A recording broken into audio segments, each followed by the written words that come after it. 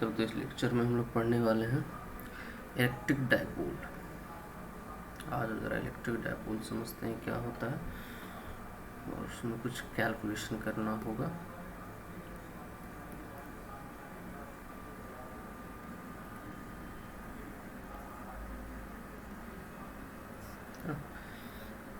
चलो वैसे डायपोल वगैरह तुम लोग पहले भी सुने होंगे, केमिस्ट्री में भी पोलर मॉलिक्यूल्स वगैरह सुने होंगे। तो इलेक्ट्रिक डायपोल को हम लोग कैसे डिफाइन करते हैं? तो इलेक्ट्रिक डायपोल में कहा जाता है कि जब दो पॉइंट चार्ज है ना, दो पॉइंट चार्ज लेना है सेम मैग्नीट्यूड और अपोजिट नेचर का, ठीक है। तो चलो दो पॉइंट चार्ज ले लेते हैं, एक माइनस क्यू और दूसरा प्लस क्यू। दो पॉइंट चार्ज जिनका मैग्नीट्यूड सेम है बट नेचर अपोजिट है, ठीक है। उनको जब एक तुम पर्टिकुलर सेपरेशन पे है ना, एक काफ़ी स्मॉल सेपरेशन पे इस तरह से फिक्स कर देते हो, तो ये जो एक सिस्टम बना है ना, ये दो point charge same magnitude opposite nature का एक पर्टिकुलर सेपरेशन पे ऐसे रखा हुआ है। मान लेते हैं ए डिस्टेंस पे या डी डिस्टेंस, कुछ भी कह लो। गैप जो है, ये गैप जो है वो है डी, है ना, ये काफ़ी स्मॉल होना चाहिए। तो जब दो पॉइंट चार्ज जिसका कि मैग्नीट्यूड सेम है नेचर अपोजिट है, जब उसको काफ़ी स्मॉल सेपरेशन पे हम लोग इस तरह से रखते हैं, तो ये जो सिस्टम बनता है इसी को कहा जाता है इलेक्ट्रिक डायपोल। ये क्या कहलाता है? इलेक्ट्रिक डायपोल, ठीक है। अब देखो ये जो लाइन, ये जो इन दोनों पॉइंट चार्ज को ज्वाइन कर रहा होता है, ये जो लाइन है,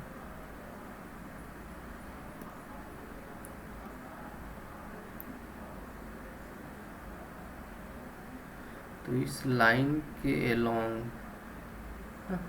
इस लाइन को हम लोग कहते हैं एक्सियल लाइन।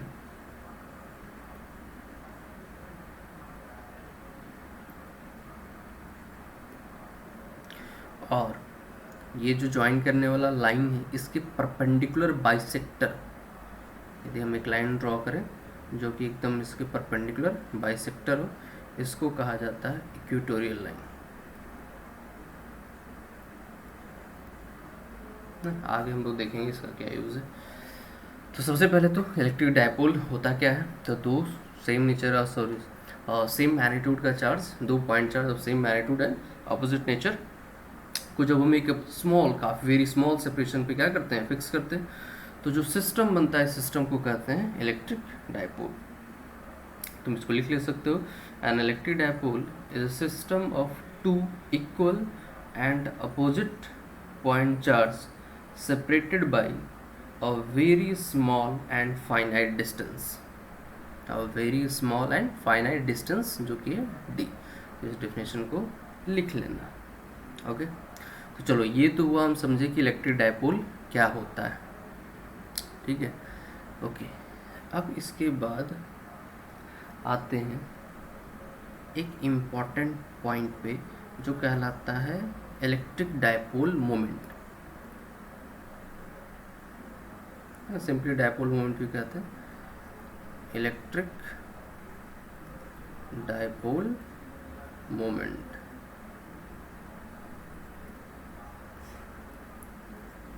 है ना, इसको हम लोग इस तरह से स्मॉल पी से डिनोट करते हैं। तो जैसा कि तुम देख रहे हो यहाँ पे हमने एरो साइन दिया है, इसका मतलब है कि जो ये इलेक्ट्रिक डायपोल मोमेंट है ये कैसा क्वांटिटी है बच्चों? एक वेक्टर क्वांटिटी है। अब ये डायपोल मोमेंट को कैसे डिफाइन करते हैं, है ना, जब कोई क्वांटिटी को हम लोग, जैसे हमने कहा कि हाँ इलेक्ट्रिक डायपोल मोमेंट एक टर्म है, एक फिजिकल क्वांटिटी है, तो उसको डिफाइन करना होगा कि आखिर ये होता क्या है। तो जैसे इलेक्ट्रिक डायपोल मोमेंट को डिफाइन किया जाता है, चूँकि वेक्टर क्वांटिटी है तो इसमें मैग्नीट्यूड एंड डायरेक्शन दोनों होगा। तो मैग्नीट्यूड को डिफाइन किया जाता है कि जो इसका मैग्नीट्यूड होता है वो किसी एक चार्ज के मैग्नीट्यूड, क्योंकि दोनों का मैग्नीट्यूड तो सेम ही, तो किसी एक चार्ज के मैग्नीट्यूड एंड जो सेपरेशन है इन दोनों का जो प्रोडक्ट होता है वही होता है इसका मैग्नीट्यूड। मतलब यदि हम वेक्टर p जो इलेक्ट्रिक डायपोल मोमेंट है इसके मैग्नीट्यूड की बात करें तो charge into separation, magnitude of charge into separation, कोई भी एक चार्ज को ले लो, है ना। ऐसा नहीं टोटल चार्ज लोगे तो टोटल चार्ज यदि तुमसे पूछा जाए कि इलेक्ट्रिक डायपोल है उस पर टोटल चार्ज कितना होगा, तुम क्या कहोगे, ज़ीरो। इलेक्ट्रिक डायपोल पे टोटल चार्ज कितना होता है, ज़ीरो। एक पॉजिटिव एक नेगेटिव, टोटल चार्ज कितना हो गया, ज़ीरो। कई बार कहेगा एक स्फेयर है, इसके अंदर एक इलेक्ट्रिक डायपोल रखा हुआ है, बताओ due to this electric dipole कितना इलेक्ट्रिक फ्लक्स पास होगा। तो एक इलेक्ट्रिक डायपोल रखा हुआ है तो अंदर में टोटल चार्ज इंक्लोज्ड क्या हो गया, ज़ीरो। तो फ्लक्स भी क्या हो जाएगा, ज़ीरो। तो इस तरह के सवाल कई बार पूछे जाते हैं। ओके, तो हमें पता होना चाहिए कि इलेक्ट्रिक डायपोल क्या होता है। तो इलेक्ट्रिक डायपोल मोमेंट को कैसे डिफाइन करते हैं, तो उसका मैग्नीट्यूड क्या होता है बच्चों, magnitude of any one of the charge and कह सकते हो into gap between this two charge, ठीक है। तो इसका जो प्रोडक्ट होता है यही कहलाता है magnitude of electric dipole moment. Direction कैसे देखते हैं, चूंकि वेक्टर क्वांटिटी है तो इसका जो डायरेक्शन होता है इलेक्ट्रिक डायपोल मोमेंट का जो डायरेक्शन होता है वो from negative charge towards positive charge. ऐसे इलेक्ट्रिक डायपोल मोमेंट का जो डायरेक्शन होता है नेगेटिव से पॉजिटिव चार्ज की तरफ, ये है वेक्टर पी का डायरेक्शन। तो इस तरह से इलेक्ट्रिक डायपोल मोमेंट को डिफाइन करोगे। The dipole moment is the vector quantity, इसको लिख लेना है, the dipole moment is a vector quantity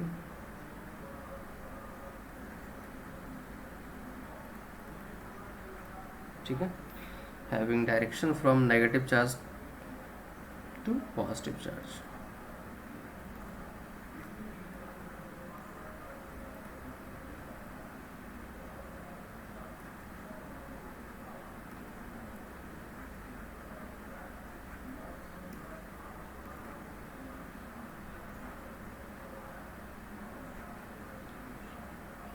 And its magnitude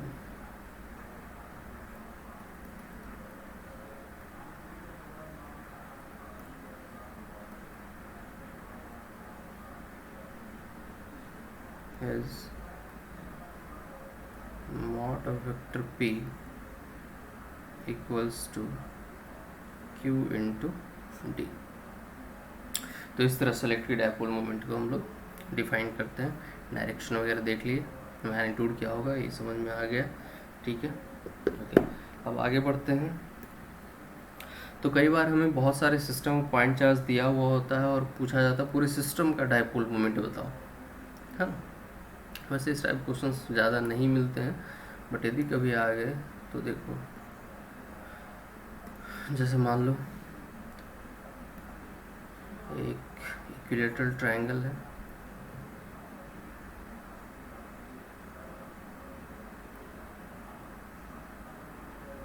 ठीक है। इसके वर्टिसेस पे पॉइंट चार्ज रखे हुए, जैसे यहाँ पे चलो मान लेते हैं एक माइनस क्यू चार्ज रखा हुआ है, इस पे भी एक माइनस क्यू, और यहाँ पे रखा हुआ है प्लस 2q, ठीक है। और ये गैप तुम्हें दिया हुआ रहेगा, मतलब साइड का लेंथ तुम्हें दिया हुआ रहेगा, जैसे मान लेते हैं l है ना, सारे साइड्स की जो लेंथ है वो है l, इक्विलेटरल ट्रायंगल है। अब पूछा जाएगा कि ये जो सिस्टम है इसका बताओ डायपोल मोमेंट क्या होगा। तो अब यदि एक से ज़्यादा डायपोल आ गए तो सबसे पहले तो तुम्हें वो डायपोल ढूंढने होंगे कि आखिर टोटल कितने डायपोल यहाँ पर बन सकते हैं, और यहाँ पे ध्यान रखना है कि किसी एक चार्ज को यदि हम किसी एक डायपोल में बना चुके हैं तो उस चार्ज को फिर कहीं और दूसरे के साथ यूज़ नहीं कर सकते हैं, है ना। ऐसा नहीं कि इस माइनस क्यू को एक बार यहाँ पे ऐसे बना दिए और फिर एक बार यहाँ ऐसे इसके साथ ही बना दी, नहीं। एक चार्ज किसी एक ही डायपोल में पार्टिसिपेट करेगा, है ना। किसी एक डायपोल को ही बनाने में पार्टिसिपेट कर सकता है, दूसरे डायपोल को बनाने में वो पार्टिसिपेट नहीं करेगा। और एक डायपोल बनाने के लिए जितना पॉजिटिव उतना ही हमें एक नेगेटिव मैग्नीट्यूड का चार्ज चाहिए होगा, सॉरी नेगेटिव नेचर का चार्ज चाहिए होगा। तो अब इसमें यदि तुम ध्यान से देखो तो दो नेगेटिव माइनस क्यू तो दिख रहा है, यहाँ पर प्लस 2q है। तो इसको देख के तो समझ में आ चुका है कि इस प्लस 2q को कैसे डिस्ट्रीब्यूट करना है। तो एक प्लस q इसके साथ दे देना है और एक प्लस q इसके साथ दे देना है। तो एक डायपोल यहाँ पे ऐसे बन जाएगा और एक डायपोल यहाँ पे ऐसा बन जाएगा। देखो तो इस तरह से 2 डायपोल कंस्ट्रक्ट कर लेंगे हम, है ना। तो इसी तरह से तुम्हें देखना है कि टोटल कितने डायपोल बन सकते हैं, जिसमें कि हमें ध्यान रखना है कि एक पॉजिटिव एक नेगेटिव होना चाहिए, और एक चार्ज यदि किसी डायपोल में पार्टिसिपेट कर दिया है तो ऐसा नहीं कि फिर हम यहाँ पे भी एक और अलग से डायपोल बना दें, नहीं, वो पॉसिबल नहीं है ना। इस बात का ध्यान रखना है। ओके, तो चलो अब ठीक है, ये तो क्लियर हो गया कि यहाँ पर 2 डायपोल हैं। तो 2 डायपोल है, तो अब हमें सिस्टम का डायपोल मोमेंट पूछा जा रहा है, मतलब हमें क्या निकालना होगा, नेट। नेट मतलब हमें उनके डायपोल मोमेंट को ऐड कर देना और कुछ भी नहीं। अब ऐड करना है तो चूंकि डायपोल मोमेंट एक वेक्टर क्वांटिटी है, तो जो एडिशन होगा वो भी वेक्टर टर्म में ही होगा। तो हमें दोनों का डायपोल मोमेंट भी पता होना चाहिए और दोनों के डायपोल मोमेंट का डायरेक्शन भी पता होना चाहिए। तो डायपोल मोमेंट तो दोनों का मैग्नीट्यूड तो सेम ही हो जाएगा। यदि हम इसको डायपोल 1 माने, इसको डायपोल 2 माने, तो दोनों का मैग्नीट्यूड तो सेम ही होगा। देखो P1 और P2 दोनों का मैग्नीट्यूड तो सेम होगा, Q इंटू L। डायरेक्शन की बात करें तो नेगेटिव से पॉजिटिव, मतलब देखो जो P1 है वो इस डायरेक्शन में है,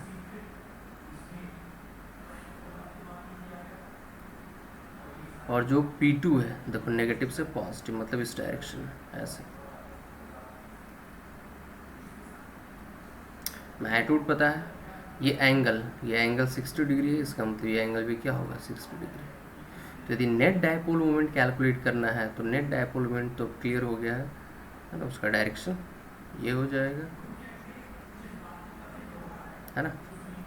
मैग्नीट्यूड कैसे निकालोगे, तो मैग्नीट्यूड निकालने के लिए लगा दो वेक्टर का concept, under root P1 square plus P2 square plus 2P1 P2 cos 60। इस तरह से तुम नेट डायपोल मोमेंट कैलकुलेट कर लोगे, सारे वैल्यूज पुट करोगे। तो इसी तरह से तुम्हें स्क्वायर पे रखा हुआ मिल सकता है, मतलब किसी भी तरफ से तुम्हें अरेंज कर देगा। तुम्हें ध्यान देना है कि तुम्हें ढूंढना है ना, कि कितने टोटल नंबर ऑफ डायपोल बन सकते हैं, एंड देन फिर उसको इसी तरह से वेक्टर टर्म में ऐड करना है, ठीक है। तो बाकी क्वेश्चन सॉल्व करना है, यदि क्वेश्चन आएगा कोई डाउट हुआ तो फिर क्लियर करना। तो ये electric dipole and dipole moment. अब इसके बाद जो इम्पॉर्टेंट पॉइंट अब जो स्टार्ट होगा, जो कि आगे बहुत ज़्यादा यूज़ मिलने वाला तुम्हें, जिससे क्वेश्चंस वगैरह ज़्यादा पूछे जाएंगे, वो electric field intensity and electric potential due to electric dipole. यदि मान लो कहीं पे इलेक्ट्रिक डायपोल रखा हुआ है, तो उस इलेक्ट्रिक डायपोल की वजह से चारों तरफ कितना इलेक्ट्रिक फील्ड इंटेंसिटी या इलेक्ट्रिक पोटेंशियल होगा किसी पर्टिकुलर पॉइंट पे, वो तुम्हें कैलकुलेट करना होगा। तो चलो पहले हम लोग इलेक्ट्रिक फील्ड इंटेंसिटी कैलकुलेट करते हैं।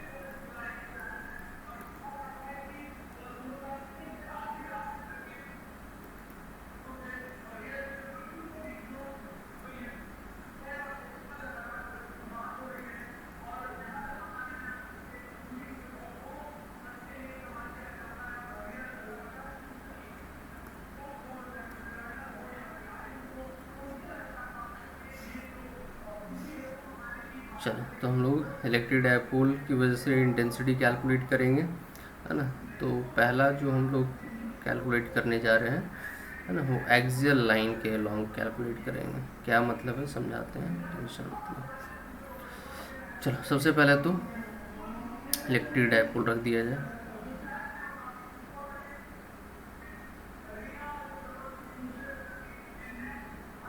चलो ये इलेक्ट्रिक डायपोल है ना, माइनस Q प्लस Q, ठीक है। चलो इनके बीच का गैप कुछ होगा। अब एक्सियल लाइन का मतलब पहले ही बता चुके हैं, एक्सियल लाइन का मतलब क्या होगा बच्चों, तो ये जो लाइन ज्वाइनिंग है ना, Q1 माइनस Q और प्लस Q, उसी लाइन के लॉन्ग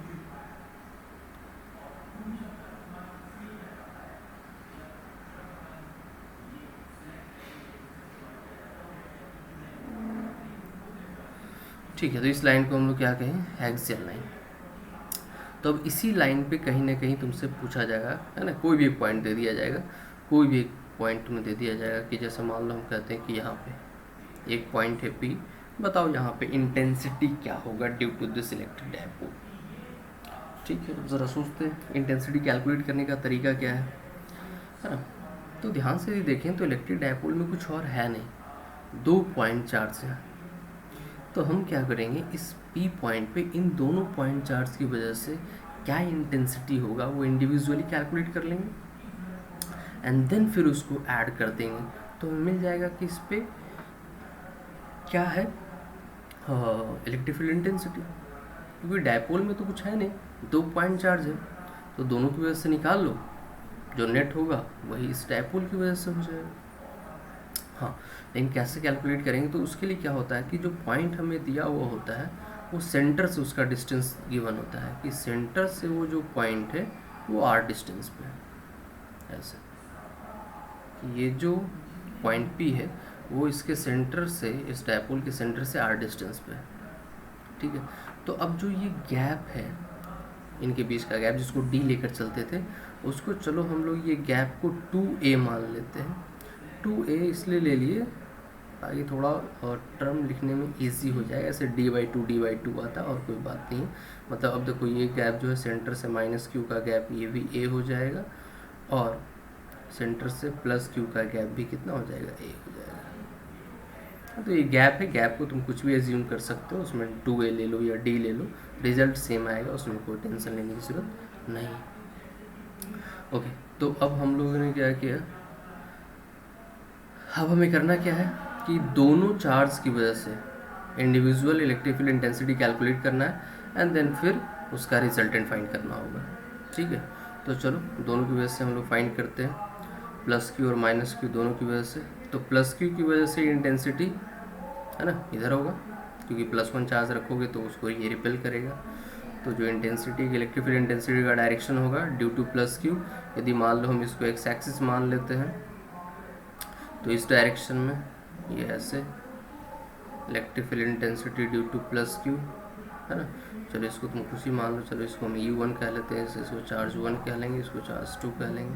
और E2 जो नेगेटिव चार्ज की वजह से होगा वो तो इस डायरेक्शन में, क्योंकि वो अट्रैक्ट करेगा अपनी तरफ +1 चार्ज को, है ना। इलेक्ट्रिक फील्ड इंटेंसिटी का डायरेक्शन किसी भी पॉइंट पे कैसे देखते हैं, वहाँ पे एक +1 चार्ज रखो, उस पर जो फोर्स जिस डायरेक्शन में लग रहा होगा वही डायरेक्शन होता है इलेक्ट्रिक फील्ड इंटेंसिटी का। ओके, तो अब P पॉइंट पे दी इंटेंसिटी चाहिए तो हमें E1 और E2 कैलकुलेट करना होगा। आ जाओ कैलकुलेट कर लेते हैं E1 और E2। तो electric field intensity due to charge 1 जो कि +q है, कैसे निकालोगे भाई, तो पॉइंट चार्ज है, कैसे कैलकुलेट करते हैं, तो kq/x², सिंपल। पॉइंट चार्ज की वजह से कैलकुलेशन का तरीका क्या है, kq/x²। तो यहाँ पर जो गैप है इस +q और P पॉइंट के बीच का, ये जो गैप है, ये गैप है कितना, देखो ये टोटल r, तो ये गैप कितना हो जाएगा r-a। ये जो गैप है ये गैप कितना है r-a, तो ये हो जाएगा kq/r-a का होल स्क्वायर। kq/x² होता था ना, और डायरेक्शन देखें तो x एक्सिस के लॉन्ग, तो तुम आई कैप यूज़ कर सकते हो x एक्सिस के डायरेक्शन के लिए। उसी तरह से E2 यदि कैलकुलेट करना है तो आ जाओ E2 कैलकुलेट कर लेते हैं। तो E2 यदि कैलकुलेट करना है तो इस -q से गैप पता होना चाहिए P पॉइंट का, तो r और +a हो जाएगा, तो kq/r+a का whole square. Direction negative x axis के लॉन्ग, तो -i कैप, है ना। कई बच्चों को लगता है -q रखे, तो देखो आ चुका है, वो देखो -q आ चुका है खुद ब खुद, टेंशन लेने की ज़रूरत नहीं है। तुम ऐसा कर सकते हो कि ये चार्ज के साइन को देखकर तुम डायरेक्शन, है ना, खुद पहले पता कर लो एंड देन मैग्नीट्यूड कैलकुलेट करो, इसमें कोई दिक्कत वाली बात नहीं है। जैसे ये -q चार्ज है, इसलिए इस +1 चार्ज को यहाँ पे दिए हम एक +1 चार्ज रखेंगे तो उसको अपनी तरफ अट्रैक्ट करेगा। इसका मतलब है कि इसकी वजह से जो इंटेंसिटी होगा निगेटिव x एक्सिस के लॉन्ग होगा। तो देखो ये भी वही कह रहा है -i क्या। ओके, अब E1 E2 तो हमने कैलकुलेट कर लिया। तो यदि हमें P पॉइंट पे नेट इंटेंसिटी चाहिए, है ना, तो हमें वेक्टर सम करना होगा E1 और E2 का। तो वेक्टर सम कर देते हैं E1 और E2 का, तो kq/r-a का होल स्क्वायर माइनस kq/r+a का होल स्क्वायर आई क्या। तो चलो kq को कॉमन ले लो, 1/r माइनस ए का whole square minus 1/r plus A का होल स्क्वायर आई कैप।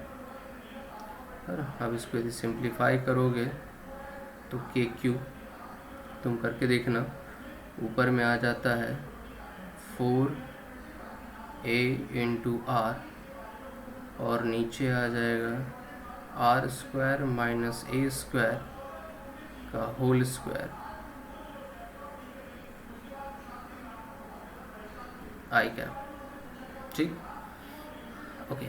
अब ये 4AR, अब यहाँ पे थोड़ा सा एक और टर्म समझो, इसको हम चाहें तो के क्यू के टर्म में रहने दें या चाहे तो डायपोल मोमेंट के टर्म में लिख दें, क्योंकि ज़्यादातर केसेस में डायपोल मोमेंट के टर्म में ही यूज़ किया जाता है, इसलिए डायपोल मोमेंट के टर्म में ही इस इक्वेशन को लिख दो। डायपोल मोमेंट का जो मैग्नीट्यूड है ना, वो कितना हो जाएगा, यहाँ पर ध्यान से देखो तो Q इंटू गैप क्या है 2a, डी की जगह पर हमने क्या लिख दिया 2a। तो देखो Q इंटू यहाँ से यदि 2a निकाल लेते हो, क्या निकाल लेते हो 2a, तो तुम उसको P लिख सकते हो, क्या लिख सकते हो P। तो 2a निकाल लोगे तो 2 बच जाएगा, तो 2kp है ना r divided by R square minus A square और इसका होल स्क्वायर और आई कैप। ये आया electric field intensity at point P। अब चूंकि जब इलेक्ट्रिक डायपोल मोमेंट हम लोग डिफाइन कर रहे थे, उस टाइम पे हमने कहा था कि जो ये ए होता है, सॉरी ये जो गैप होता है, ये काफ़ी स्मॉल होना चाहिए। तो उसको डिफाइन वैसे किया गया, काफ़ी स्मॉल और फाइनाइट होना चाहिए, मतलब कुछ वैल्यूज़ होनी चाहिए।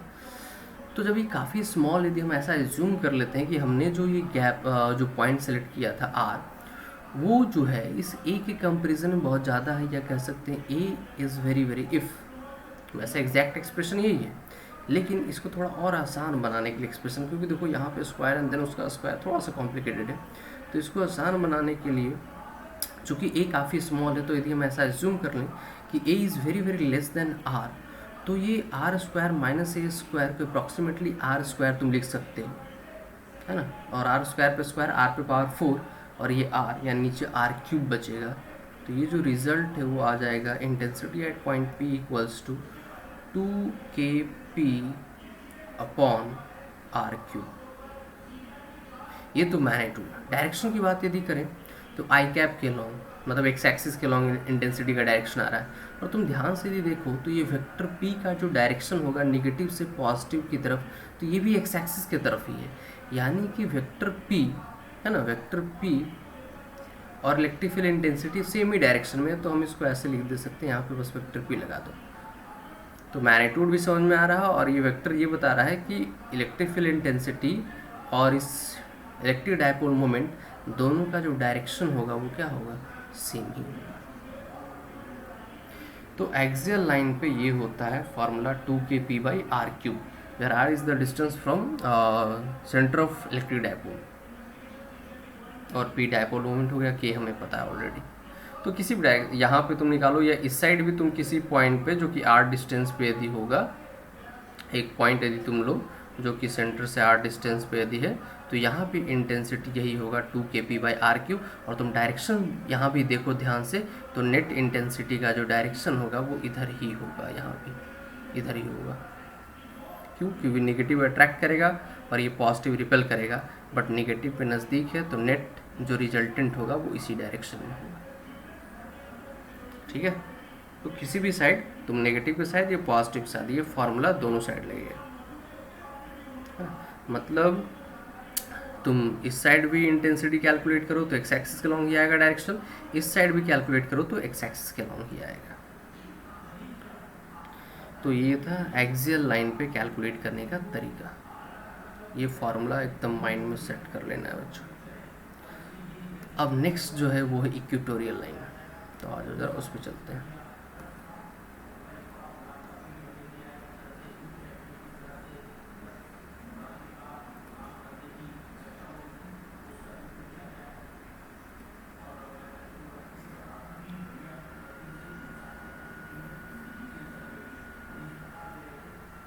चलो आज जरा इक्वेटोरियल लाइन पे कैलकुलेट करके देखा जाए। ध्यान से देखना, थोड़ा इसमें कैलकुलेशन है।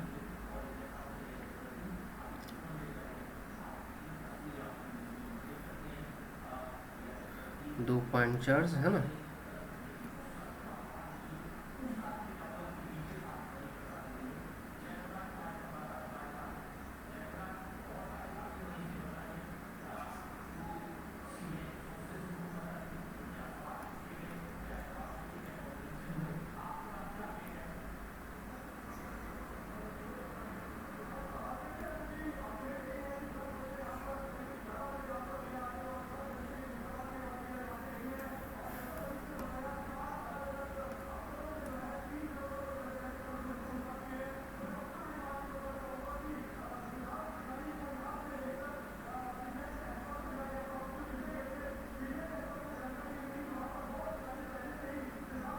ये मान लेते हैं माइनस क्यू और ये प्लस क्यू, ठीक है। और ये हो गया इक्वेटोरियल लाइन।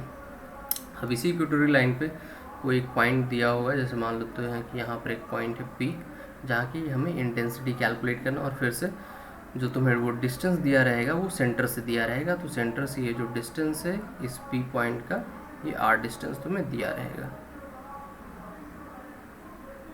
ठीक है। और यहाँ पे हमें कैलकुलेट करना है इलेक्ट्रिक फील्ड इंटेंसिटी। तरीका फिर से वही होगा, ये जो गैप है इसको चलो हम लोग 2a मान लेते हैं ना, थोड़ा आसान हो जाता है। तो ये जो गैप है ये a हो जाएगा, ओके। अब इस पॉइंट पे इंटेंसिटी कैलकुलेट करना है, तो सेम तरीका कि दोनों इंडिविजुअल पॉइंट चार्ज की वजह से कैलकुलेट कर लेंगे एंड देन फिर नेट कैलकुलेट कर लेंगे। तो अब इस नेगेटिव चार्ज की वजह से कितना होगा, तो नेगेटिव चार्ज यहाँ पर जो इंटेंसिटी क्रिएट करेगा, पॉइंट चार्ज है तो कैसे लिखते हैं, KQ/x²। तो वो x जो गैप होगा वो गैप कौन सा होगा, तो इसको जो ज्वाइन करने वाला ये लाइन है, ये हमें पता होना चाहिए कि ये डिस्टेंस कितना है। तो ये तो हम कैलकुलेट कर सकते हैं, √r² + a² है ना। ये जो डिस्टेंस है ये √r² + a²। तो इस -q चार्ज की वजह से जो इलेक्ट्रिक फील्ड इंटेंसिटी का डायरेक्शन होगा वो इधर होगा, ऐसे अट्रैक्ट करेगा ना अपनी तरफ। तो चलो यदि हम इसको 1 मान लें और इसको 2 मान लें, तो ये हो गया E1। अब इस +q चार्ज की वजह से इलेक्ट्रिक फील्ड इंटेंसिटी का डायरेक्शन क्या होगा, तो उसके लिए क्या करो, इस +q चार्ज को इससे ज्वाइन कर दो P पॉइंट से। तो चूंकि ये पॉजिटिव चार्ज है, तो यहाँ पर यदि तुम एक +1 चार्ज रखोगे तो ये पॉजिटिव चार्ज से क्या करेगा, रिपेल करेगा। तो इलेक्ट्रिक फील्ड इंटेंसिटी का जो डायरेक्शन होगा due to this positive charge, वो कुछ इधर होगा ऐसा।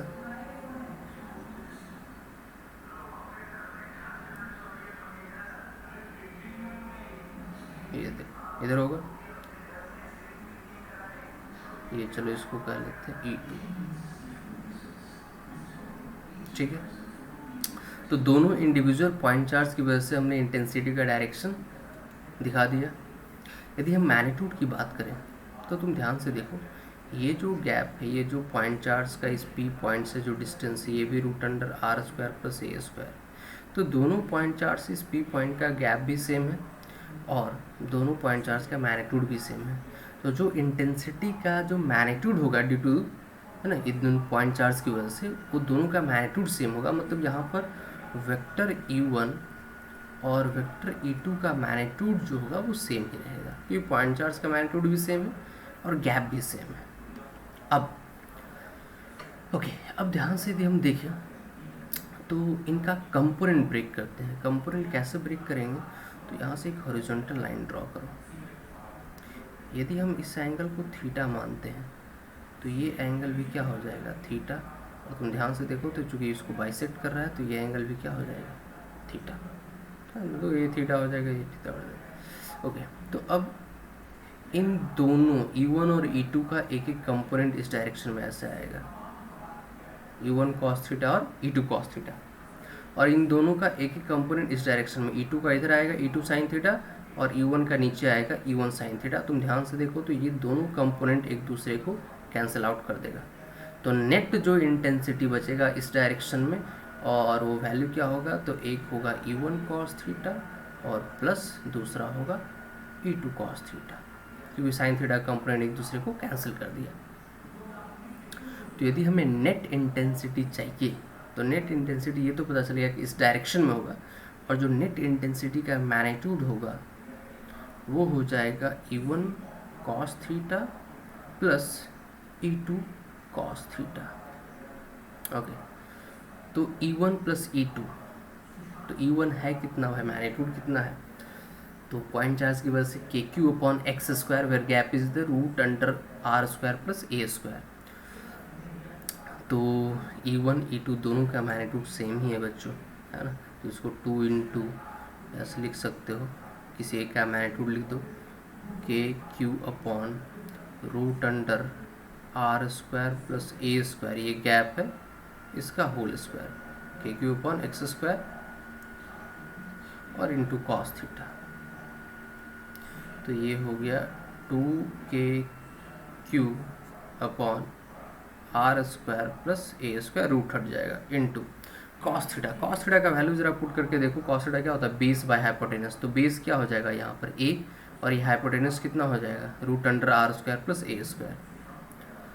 तो बेस हो गया a और हाइपोटेनस हो गया root under R square plus A square. तो ये कुछ बन के आ रहा है 2k³ upon R square plus A square और इस पे पावर 3/2, ये नेट इलेक्ट्रिक फील्ड इंटेंसिटी का मैग्नीट्यूड। अब थोड़ा सा इसमें चेंजेस लाएंगे, एक तो इसको पी के टर्म लिखेंगे, मतलब डायपोल मोमेंट। तो डायपोल मोमेंट का मैग्नीट्यूड तो हमें पता है q इंटू गैप 2a, तो q और इस 2a को उठा लो, तो नेट इंटेंसिटी का जो मैग्नीट्यूड हो गया वो k इंटू पी, है ना, क्योंकि 2a तो गायब हो, 2qa को p लिख दिए, divided by R square plus A square पे पावर 3/2। तो देखो एक्चुअल रिजल्ट यही है, फिर से वही सेम कहानी कि यदि हम a को वेरी वेरी स्मॉल कंसिडर कर लें r से, तो इसको नेगलेक्ट कर दोगे, आर स्क्वायर पावर 3/2, 2 कट जाएगा, r³ बचेगा। तो net intensity at point P हो जाएगा k into P upon r³। पिछले केस में ये वैल्यू आया था देखो 2kp/r³, यहाँ पे आ रहा है kp/r³, यही डिफरेंस है। एक्सियल लाइन पे होता है 2kp/r³, इक्वेटोरियल लाइन पे होता है kp/r³। यदि हम डायरेक्शन की बात करें तो देखो डायपोल मोमेंट का डायरेक्शन तो यहाँ भी इधर ही है, देखो नेगेटिव से पॉजिटिव की तरफ, बट इलेक्ट्रिक फील्ड इंटेंसिटी का डायरेक्शन देखो एकदम जस्ट अपोजिट। तो कुछ नहीं करना है, यहाँ वेक्टर लगाना है और यहाँ माइनस साइन लगा देना है, बस। ये बता रहा है कि इंटेंसिटी का डायरेक्शन जो इलेक्ट्रिक फील्ड इंटेंसिटी वो डायपोल मोमेंट के अपोजिट है। मैग्नीट्यूड कितना, kp/r³, सिंपल। अब यहाँ पे मान लो कई बार तुमसे रेशियो पूछ देता है कि एक्सियल, है ना, सेम r डिस्टेंस पे एक्सियल लाइन पे इंटेंसिटी और इक्वेटोरियल लाइन पे जब इंटेंसिटी कैलकुलेट करेंगे सेम डिस्टेंस पे, तो रेशियो क्या आएगा, तो 2:1। कई बार ऑब्जेक्टिव क्वेश्चन में डायरेक्ट पूछा गया ये। तो इस तरह से इक्वेटोरियल लाइन और एक्सियल लाइन पे हम लोगों ने कैलकुलेशन कर लिया, इसको ध्यान से एक बार देखना, है ना। अब आगे बढ़ते हैं। ये तो हुआ कि दो हमने कह सकते हो कि फिक्स हमने किया कि भाई या तो एक्सियल पे निकालो या इक्वेटोरियल पे निकालो, लेकिन कोई ज़रूरी तो नहीं है कि हमेशा ऐसा ही होगा, वो किसी भी आर्बिट्ररी पोजीशन पे दे सकता है ना। जैसे मान लो हम यहाँ पर एक डायपोल बनाते हैं,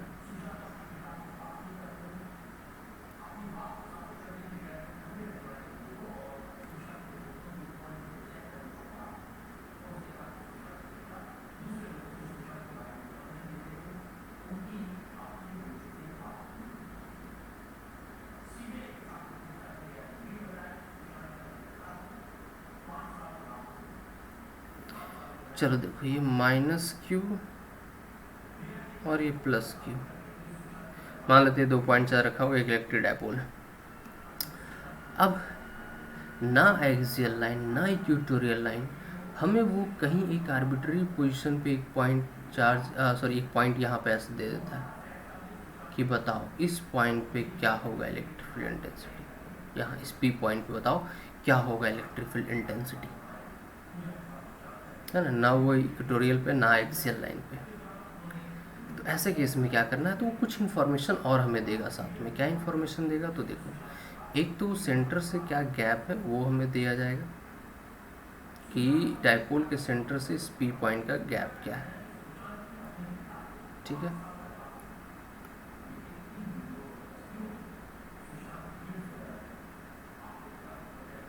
इस पी पॉइंट पे सेंटर से क्या डिस्टेंस। ओके, चलो ये डिस्टेंस तो मान लो हमें दे दिया गया कि चलो ये डिस्टेंस जो है वो है आर। दूसरी बात, हमें वो ये एंगल दिया रहेगा। देखो कि ये लाइन, ये एंगल ध्यान से समझना बहुत ही इंपॉर्टेंट है। ये ज्वाइन करने वाला लाइन, इसको चलो तुम आर वेक्टर भी कह सकते हो। ये ज्वाइन करने वाला लाइन जो है ये आर वेक्टर है ना, जो इसके सेंटर को इस पॉइंट से ज्वाइन कर रहा है।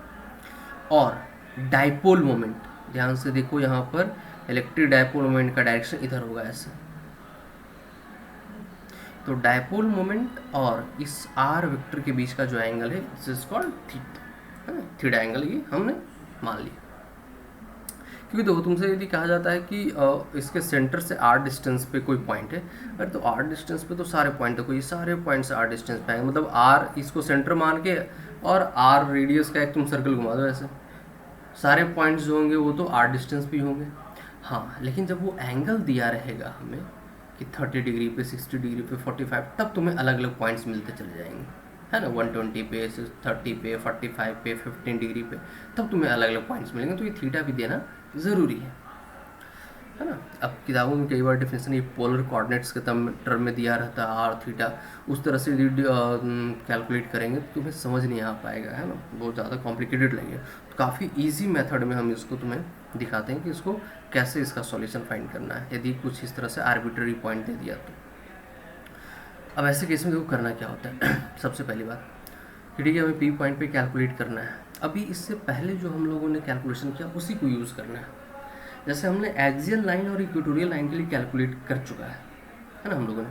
तो आज ज़रा उसी कॉन्सेप्ट को यूज़ करते हैं। कैसे यूज़ करेंगे, तो एक कॉन्सेप्ट ये होता है बच्चे कि जैसे मान लो दो वेक्टर है ए एंड बी, ये दोनों मिलकर जितना काम करेगा, इन दोनों का रिजल्टेंट का मतलब होता है कि ये अकेले उतना काम करेगा।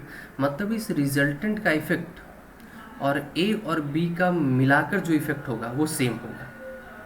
ठीक है भाई। तो एक तो हम आर को ए और बी का रिजल्टेंट भी कह सकते हैं, या ए एंड बी को आर का कंपोनेंट्स भी कह सकते हो, एक ही बात है। तो जितना एक वेक्टर अकेले काम कर रहा होगा या जो इफेक्ट वो प्रोड्यूस कर रहा होगा, उसके कंपोनेंट्स भी मिलकर उतना ही सेम इफेक्ट प्रोड्यूस करेंगे। ये बात समझ में आनी चाहिए। अब इसका यहाँ से क्या लेना देना है, तो चूंकि P जो इलेक्ट्रिक डायपोल मोमेंट है ये एक वेक्टर क्वांटिटी है, तो इस इलेक्ट्रिक डायपोल मोमेंट का हम कंपोनेंट ब्रेक कर लेते हैं। तो इस इलेक्ट्रिक डायपोल मोमेंट की वजह से जितना यहाँ पे फील्ड प्रोड्यूस होगा, तो यदि हम इसका दो रेक्टेंगुलर कंपोनेंट्स ब्रेक करते हैं तो वो दोनों कंपोनेंट भी उतना ही इलेक्ट्रिक फील्ड यहाँ पे प्रोड्यूस करेगा। तो भाई एक से जब निकाला नहीं जा रहा है तो हम दो और क्यों तोड़ रहे हैं, दो से क्यों निकालने की कोशिश कर रहे हैं। उसका वजह देखो क्या है कि देखो इस डायपोल मोमेंट का दो कंपोनेंट ब्रेक करना है। एक हमें इसके अलोंग, इस लाइन के अलोंग इधर, एक डायपोल मोमेंट इधर हमें ब्रेक करना है कंपोनेंट। तो सोचो जरा इस डायपोल मोमेंट का जो कि P है, इस डायरेक्शन में ऐसे, ये क्या है P, तो इसका कंपोनेंट इस डायरेक्शन में क्या हो जाएगा P cos थीटा, और एक कंपोनेंट इस लाइन के परपेंडिकुलर ऐसे हो जाएगा, एक कंपोनेंट इस लाइन के ऐसे परपेंडिकुलर हो जाएगा।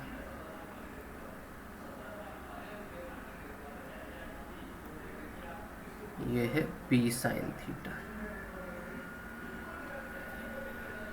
ठीक है।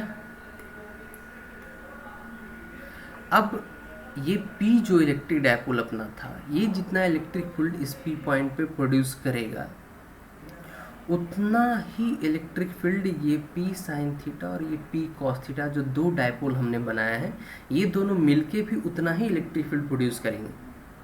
तो यदि हम इन दोनों का इलेक्ट्रिक फील्ड कैलकुलेट करके उसका रिजल्टेंट निकाल दें तो वही हो जाएगा।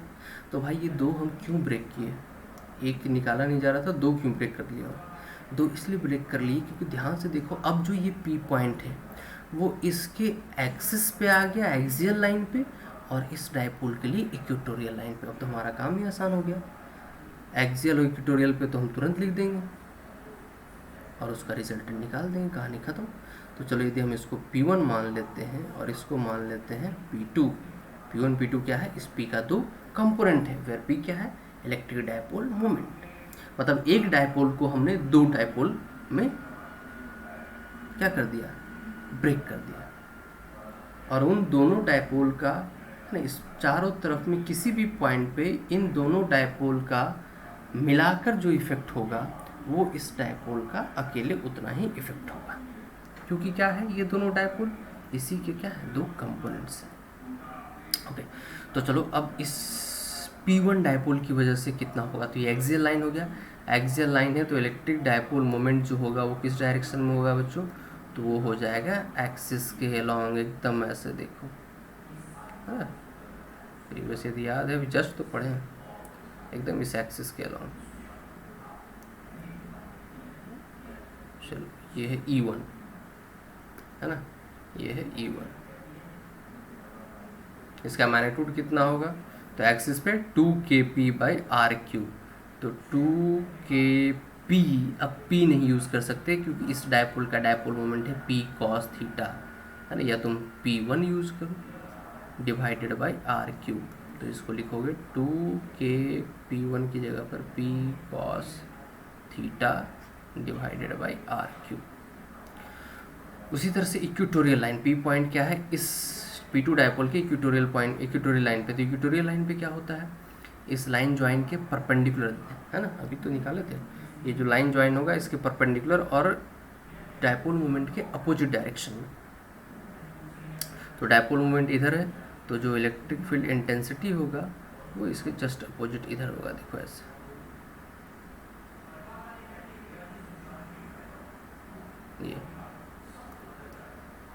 ये है E2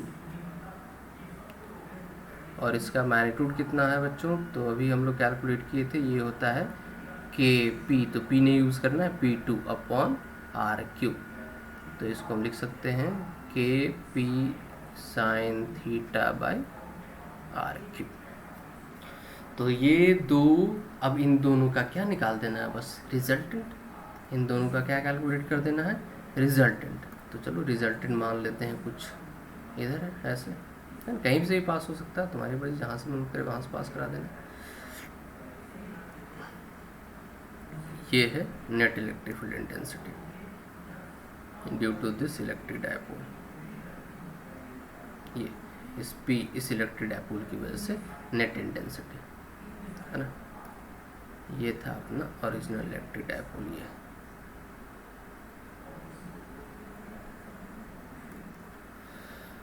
ओके, तो अब इसका मैग्नीट्यूड कैसे निकाला जाए, सिंपल, ये दोनों के बीच एंगल देखो कितना बन रहा है, 90 डिग्री, तो दो वेक्टर 90 डिग्री पे, तो उसका रिजल्टेंट निकालना हमें आता है, √under U1² plus √under E2²। E net का जो मैग्नीट्यूड हो जाएगा, चलो मैग्नीट्यूड ही कैलकुलेट कर रहे हैं, √अंडर E1² प्लस E2²। ठीक है, अब E1² प्लस E2² करके देखो, तो Kp/r³ तो बाहर आ जाएगा, यहाँ 2 cos थीटा का स्क्वायर यानी 4 cos² थीटा, और यहाँ sin² थीटा बचेगा, तो Kp/r³ तो बाहर आ गया, रूट के अंदर क्या बचा भाई, तो 4 cos² थीटा है ना, क्योंकि यहाँ पर 2 cos था ना, प्लस sin² थीटा। अब देखो एक cos² को इसको दे दो, sin² प्लस cos² 1 हो जाएगा, तो 3 cos² बच जाएगा, तो Kp/r³ under root 3 cos² theta plus 1, ये आया नेट इलेक्ट्रिक फील्ड इंटेंसिटी का मैग्नीट्यूड। है ना, जब किसी आर्बिट्ररी पोजीशन जो कि सेंटर से r डिस्टेंस पे है और डायपोल मोमेंट से थीटा एंगल पे, ये देखो थीटा एंगल यही यूज़ करना है यहाँ पर, और ये r, बाकी तो p डायपोल मोमेंट है तुम्हें पता है, k का वैल्यू तुम्हें पता ही है ना। तो इस तरह से कैलकुलेट कर लोगे। अब देखो एक डायरेक्शन की बात होता है, तो डायरेक्शन के लिए तुम, है ना, कोई भी एक एंगल कैलकुलेट कर लो। जैसे मान लो ये हम इसको अल्फा एंगल कह लें, बीटा कह लें, जो कर लो, मान लो ये अल्फा एंगल है, तो इसको कैलकुलेट कर लेते हैं। क्या दिक्कत है, tan alpha equals to perpendicular, तो परपेंडिकुलर कंपोनेंट कौन सा हो जाएगा, ये E2, और ये बेस क्या हो जाएगा E1, है ना। तो E2 अपॉन E1, तो E2 अपॉन E1 करोगे तो KP बाय RQ कट जाएगा, sine theta by 2 cos theta, sine theta by 2 cos theta, तो ये tan थीटा हो जाएगा। तो tan alpha equals to tan theta divided by 2 हो जाएगा। देखो यहाँ से इस तरह से अल्फा एंगल तुम फाइंड कर ले सकते हो।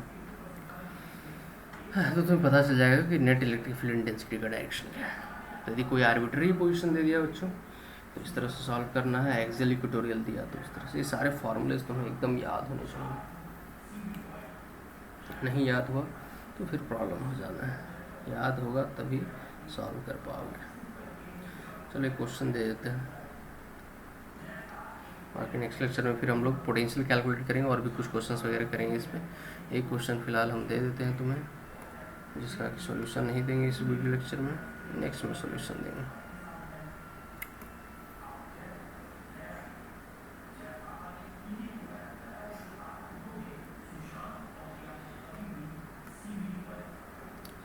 ये एक्स एक्सिस वाई एक्सिस दो डायपोल है, एक डायपोल यहाँ पे ऐसे रखा हुआ है,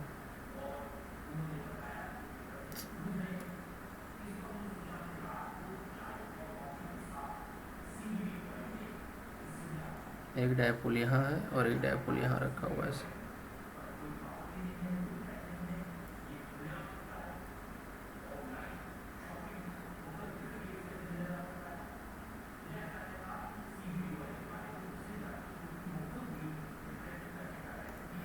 ठीक है, तो दो डायपोल, दोनों का डायपोल मोमेंट P ही है, दोनों का डायपोल मोमेंट क्या है, P ही है। ठीक है, इस तरह से रखा हुआ है।